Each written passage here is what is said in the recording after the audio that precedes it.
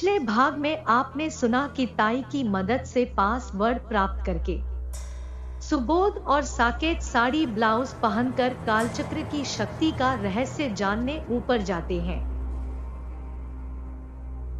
ऊपर उन्हें एक छोटा सा दरवाजा मिलता है जो दीवान साहब की बेजोड़ स्थापत्य का छोटा ही सही किंतु नमूना तो था। दोनों उस दरवाजे से नाग नागिन की तरह लहराते हुए आखिर में तंत्र घंट नामक जगह पहुंच जाते हैं।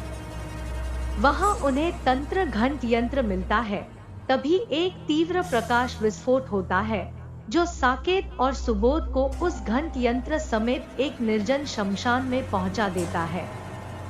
शमशान में कुछ समय बाद एक आदमी की आहट होती है जो वहां गोपनीय साधनाएं कर रहा था। काफी समय तक पूजा अर्चना करके वो ध्यान मग्न हो जाता है। तभी वहां छुपे साकेत के दिल में उसकी दादी की कही बात याद आती है। वो सुबोध को कुछ बड़े अमरूद देकर कुछ अपनी ब्रा में लगाकर उस ध्यानमग्न आदमी के पास यक्षिणी बनकर पहुंच जाता है।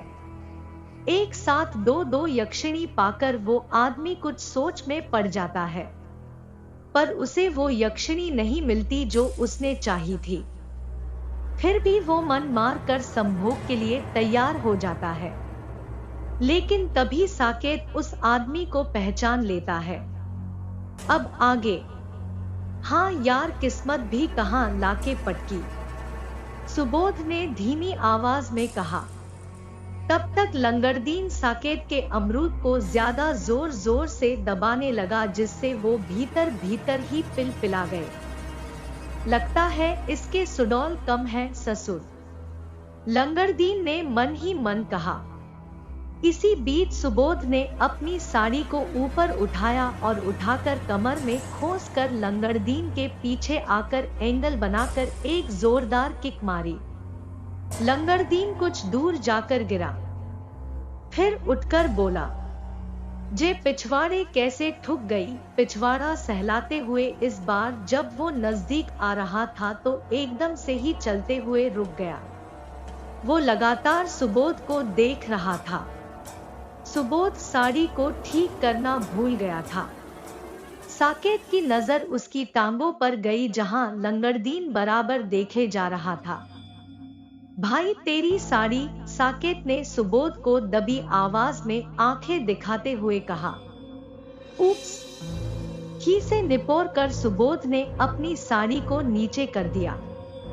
इतने बड़े बड़े बाल, ये सब क्या है यक्षिणी जी, गुस्साए स्वर से लंगड़दीन ने कहा। वैक्स करवाना भूल गई थी, तेरी जोरू के नहीं है का, सुबोध ने कहा। है तो मगर मर्दाना, लंगड़दीन ने कहा। तू ये जनाना मर्दाना क्या कर रहा है कामुक आदमी, पहले हाशमी दवाखाना में काम करता था क्या, सुबोध ने उच्च स्वर से कहा। पर लंगड़दीन रूठ गया कि उसे चेक करना है कि सुबोध की जांघों पर भी बाल है या नहीं। बेटी चोत को शक हो गया है भाई, साकेत ने कहा। हाँ, मन ने भी लाग रियासी हुर की करा, सुबोध ने मिमियाते हुए साकेत से धीमी आवाज में कहा। जे आप लोग का खुसुर फुसुरिया रही हो यक्षिणी जी, मुझे अपनी जांघें क्यों ना दिखा रही, लंगड़दीन ने कहा। सुबोध को काटो तो खून नहीं, वो उस लंगड़दीन से जितना बचना चाहता था वो उतना उसकी इंटरव्यू किए जा रहा था। सुबोध ने फिर से उसका मूड बदलते हुए कहा। जब हम तुझे भीगे होंठ दिखा रही है तो तुझे जांघें क्यों चाहिए। सुबोध को उसकी बात का जवाब मिलता इसके पहले ही लंगड़दीन की नजर साकेत के ब्लाउज पर गई। उसका एक जो पिलपिला गया था एकदम खाली था, जबकि दूसरा बिल्कुल उठा हुआ था। लंगड़दीन ने फिर से सवाल किया, यक्षिणी जी आपके स्तन को क्या हुआ। भाई ये तो असम लोक सेवा आयोग का सदस्य जान पड़ता है, मान ही नहीं रहा। सवाल पर सवाल, अब क्या करूं, साकेत वहीं सुबोध के कान में फुसफुसाया। अब एक ही तरीका है, सुबोध ने कहा। अंडी बंडी शंडी। सुबोध ने कहा, तू श्योर है? साकेत ने कहा, तेरी दादी की कसम। सुबोध ने कहा। इसके बाद सुबोध और साकेत ने अपनी अपनी साड़ी को ऊपर चढ़ाया और ब्रा से अमरूद निकालकर लंगड़दीन पर एक के बाद एक दे मारे। लंगड़दीन समझ नहीं पा रहा था कि चल क्या रहा है। तभी साकेत ने इशारे से उसे पास बुलाया और जैसे ही वो पास आया सुबोध ने पीछे से उसे पकड़ लिया। मुझे क्यों पकड़ा यक्षिणी जी, मुझे छोड़िए, मेरा दम घूंट रहा है, लंगड़दीन ने कहा। इसके बाद सुबोध ने पकड़े पकड़े उसे जमीन पर औंधा कर दिया और साकेत ने उसके सारे कपड़े उतार लिए। सुबोध ने कहा, अब तो कुछ देर इसे ऐसे ही दबा कर रख। साकेत ने वैसा ही किया। तब तक सुबोध ने अपनी साड़ी के पल्लू को फाड़कर उसके कपड़े से लंगड़दीन के हाथ पैर बांध दिए।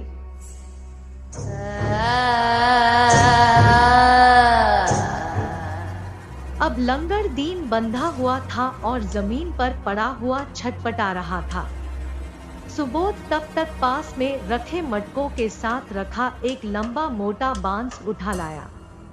साकेत ने लंगड़दीन के कपड़ों की तलाशी ली तो उन्हें एक देशी क्वार्टर की शीशी मिली।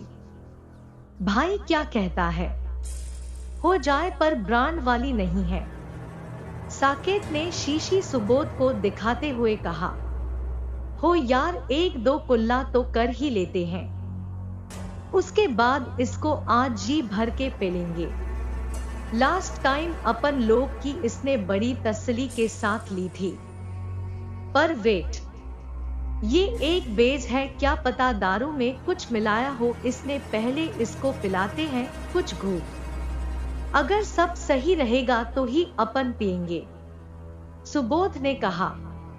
गजब यार भाई, मेरे दिमाग में ये बात क्यों नहीं आई भाई, तू जीनियस है, साकेत ने चहकते हुए कहा। इसके बाद दोनों लोग जमीन पर पड़े लंगड़दीन के पास पहुंचे। साकेत ने ढक्कन खोला तो बड़ी अजीब सी स्मेल आई। दोनों वहीं बैठ गए और शीशी लंगड़दीन के मुंह के पास लाकर बोले, ले 2 बूंद जिंदगी की। लेकिन वो मुंह टेढ़ा करने लगा। उन्होंने काफी बार कोशिश की, वो मुंह ही ना खोले। भाई जे तो ऐसे शर्मा रहा है जैसे हम इसे सुहागरात के पहले वाला दूध पिला रहे हों। मेंटल ने कहा। हाँ बेटी चोद, ऐसे नहीं मानेगा तू, रुक मैं अभी आया, सुबोध ने कहा।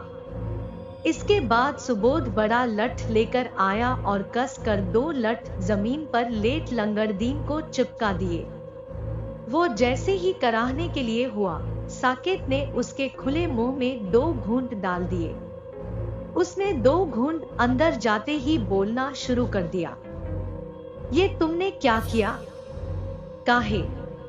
अभी कुछ देर पहले तो तू पूजा के वक्त ताड़ी मार रहा था, अब तो ऐसे शरीफ बन रहा है जैसे गांधी जी की मम्मी वाले 3 वचन तूने भी लिए हो। सुबोध ने कहा। नहीं वो बात नहीं है, मगर ये ताड़ी नहीं थी तो का पेट्रोल था झोपड़ी के, सुबोध ने गुस्से से कहा। लंगड़दीन ने कहा, ये भूरी कुतिया की उबली जलजीरा मिक्स पेशाब थी मंत्रों वाली, लंगड़दीन ने कहा। जलजीरा मिक्स पेशाब? दोनों ने एक साथ चौंकते हुए कहा। हाँ अब मेरा क्या होगा? लंगड़दीन दहाड़े मार मार कर रोने लगा।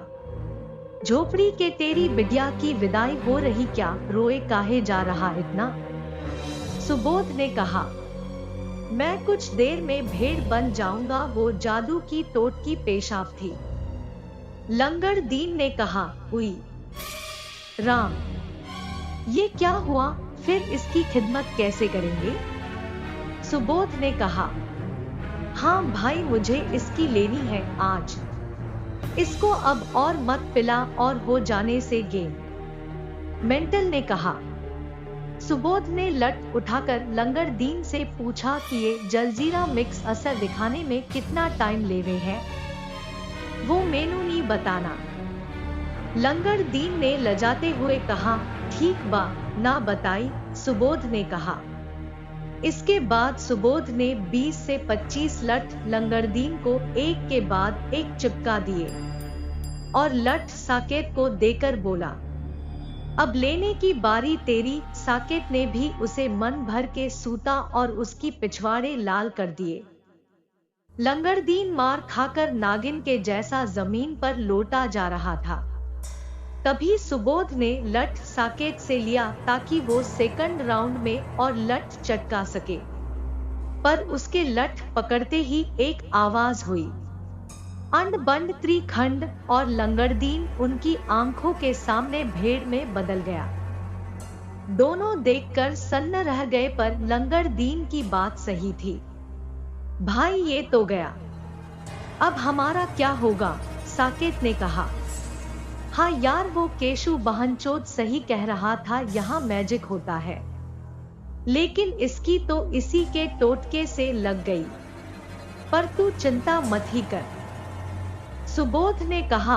हाँ भाई, अपना भी बदला पूरा हो ही गया था, इससे मूल तो चुक गया और ब्याज के पहले ये देने लायक ही ना रहा, साकेत ने कहा। इसके बाद भेड़ बना लंगड़दीन कुछ देर वहीं घूमता रहा और फिर दौड़ते हुए पास के खेतों में जाकर कहीं खो गया। सुबोध ने साकेत के पास से शीशी सावधानी पूर्वक लेकर उसको ढक्कन बंद करके अपनी ब्रा में रख ली। भाई ये भी यहीं फेंक दे, इसको क्यों रख लिया, साकेत ने कहा। नहीं बे, ये बड़े काम की चीज है, इसको रख लेते हैं।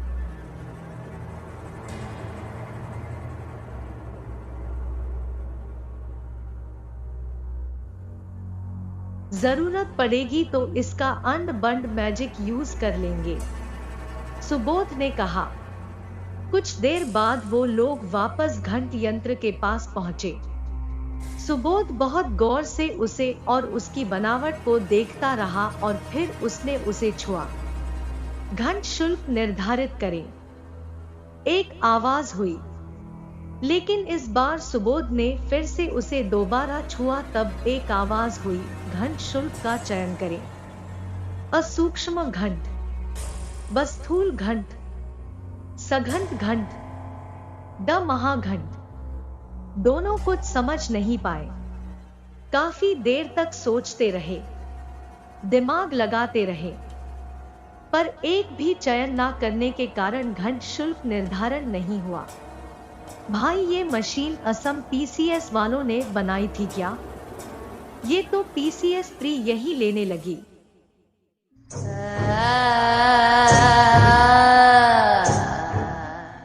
साकेत ने कहा।